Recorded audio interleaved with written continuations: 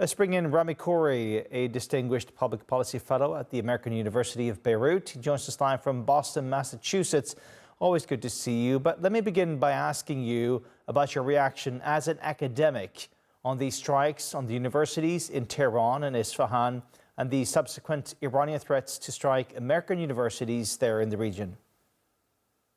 Well, it's part of the process by which the Zionist movement and the State of Israel have continuously attacked cultural institutions, medical institutions, journalism institutions in Palestine and Lebanon and Iran, all over the region. And it's their way of trying to force their foe, whoever that may be at the moment. There's so many foes of Israel because of Israel's policies that they think that by making life difficult for medical care, education, cultural advancement, whatever, they think that the foe will submit and accept Israel's dominance in the region. But it hasn't happened. They've been doing this for almost 100 years, and it just doesn't work that way. They don't seem to understand human nature. They're very good at technology. They're very good at attacking from the air and with missiles, but they're not good at all at understanding how the mechanics of the human mind actually work. And when you subjugate people and dehumanize them, they fight back, they resist, they insist on being treated like human beings. And this is something the Israelis don't understand. They've assassinated more journalists in Lebanon, they've hit medical facilities, ambulances, they do the same in Iran. And it's a tragedy for the whole region if these cultural and other service institutions were to be targets of war. But one of the things that the Israelis and with the Americans have done in the last 4 or 5 years, especially with the Gaza genocide, is destroy the international legal foundation for the protection of human rights and civilian targets during war. And by destroying the international law, regulations, and protections, they make it okay for them to go and kill anybody they want and destroy any institution that they want. But the problem is that this still doesn't allow them to achieve their political objectives, and they're really bewildered, and they're thrashing out now in all directions and killing and destroying energy, power plants, pipelines, oil facilities, whatever. And they don't understand that this is not going to get them any closer to their objectives.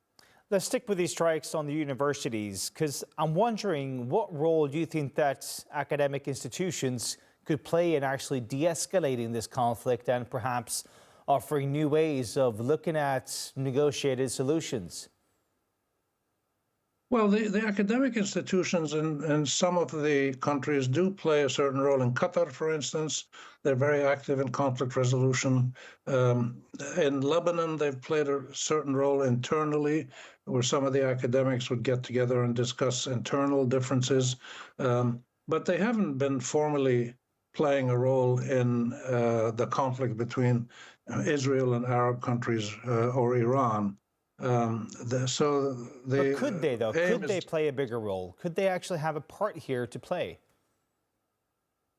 Oh, in theory, possibly. In practice, I don't think so, because they're pretty subordinate to the political regulations of the states, the countries that they live in, most of them. There are some private universities like AUB in Beirut, and there's a few in Turkey and other places that are really high quality.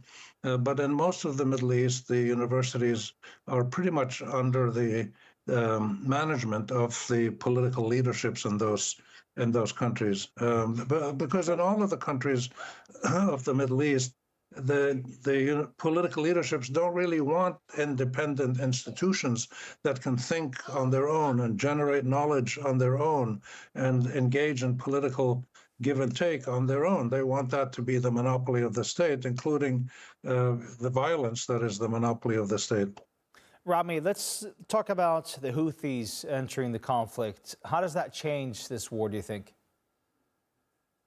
Well, the Houthis, Ansarullah, which is their proper name, they have played a role in the last 3-4 years with the Gaza genocide by Israel and the U.S., they've supported the Palestinians by firing rockets mostly and by interdicting naval shipments in the Red Sea through the Bab el-Mandeb. And they've been hit hard by Israel, the U.S., Great Britain, and others, but they're still there. All of these groups, the Ansarullah, Hezbollah, and others, they've learned how to protect their military machinery. And in a place like Iran and Yemen, it's easier because of the mountainous terrain and the vast areas that have to be navigated by anybody trying to attack them. But they've played a role essentially to support the Palestinians and to hinder the Israelis. What they do is not going, the rockets they fire are not going to cause Israel to surrender. They're not designed to kill a lot of people. They're designed to add another level of nuisance and pressure on Israel with what Hezbollah is doing and with what Iran is doing and with what some of the pro-Iran forces, the popular mobilization units in Iraq, all of them play a role in just adding pressure onto the Israelis and making life difficult for them and slowing down their economic activity and making them understand that their problem is not just with the Palestinians, their problem is with Lebanese, with Syrians, with Iraqis, with Yemenis. So they play a role that supports the main battle, but we'll see. They've possibly come up also with new advanced technology as the Iranians and Hezbollah have technology that is often, not always, but often able to evade the defensive systems that the U.S. and Israel use and to hit targets all over Israel. So if they have also some advanced missiles and drones and some marine advanced weapons, which the Iranians have, they could possibly play a much bigger disruptive role than they did in the last 2-3 years. So now with the Houthis entering the conflict, we've tonight reported about sirens sounding in Bahrain, Kuwait, in Israel. At this point of the war, what side do you think has escalation dominance?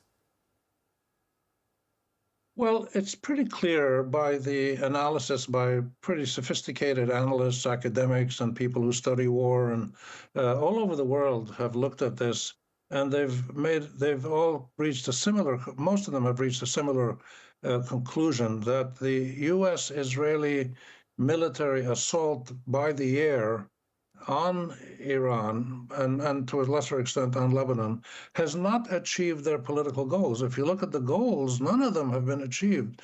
The regime government system was not changed. There was no uprising. They didn't find the enriched uranium stocks and take them away. They didn't stop the Iranians from firing back. They haven't caused Iran to reduce its linkages with Ansarullah and Hezbollah and others. So none of the 6 main strategic political goals of Israel and the U.S. have been achieved, which is quite extraordinary. That shows either a level of incompetence or more likely that the U.S. and Israel did not understand how the Iranians and Hezbollah and Ansarullah, how they operate. They just couldn't grasp what drives them to do what they do, even though the U.S. and Israel can beat them up pretty badly with attacks from the air. So the They thought it was going to be easy, basically.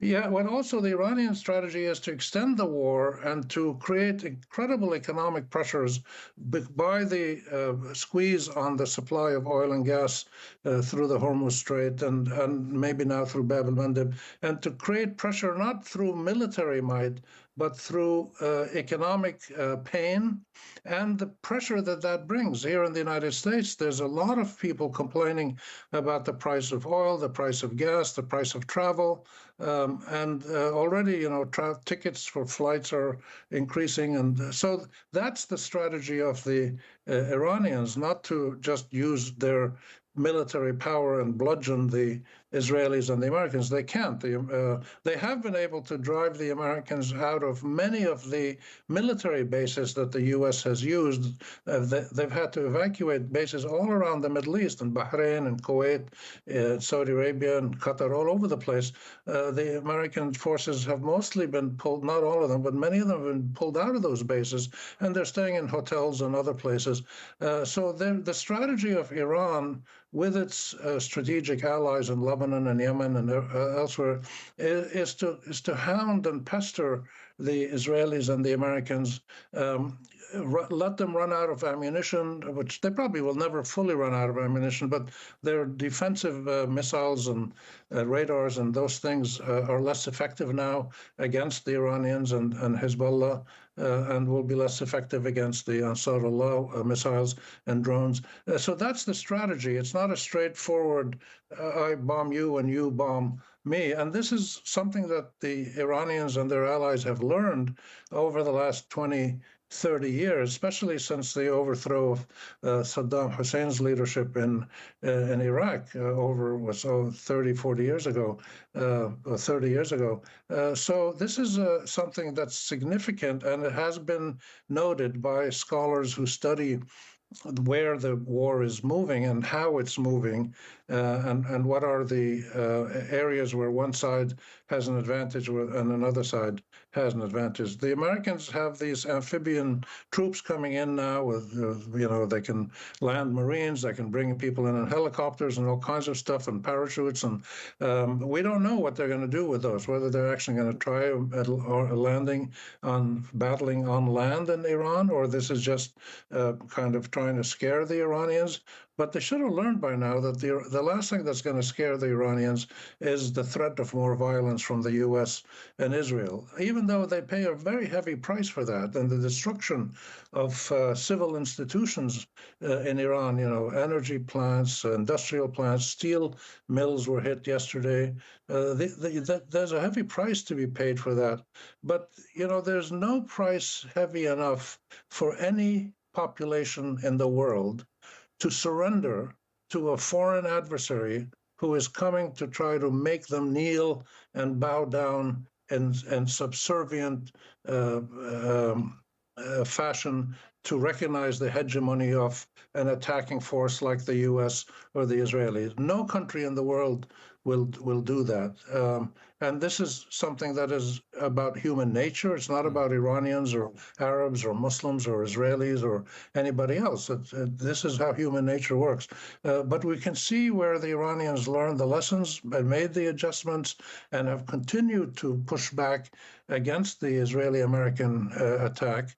And this is creating also political problems for the Israelis around the world. And political problems for the U.S. administration at home, the Trump administration with by-elections coming up, and economic problems everywhere. The last line of attack now, the latest, is the Iranian move to control the movement of energy supplies through the Strait of Hormuz, and to demand payment in the Chinese currency, not the dollar. They want to try to undermine the role of the U.S. dollar as a global currency of last resort, or a reference currency.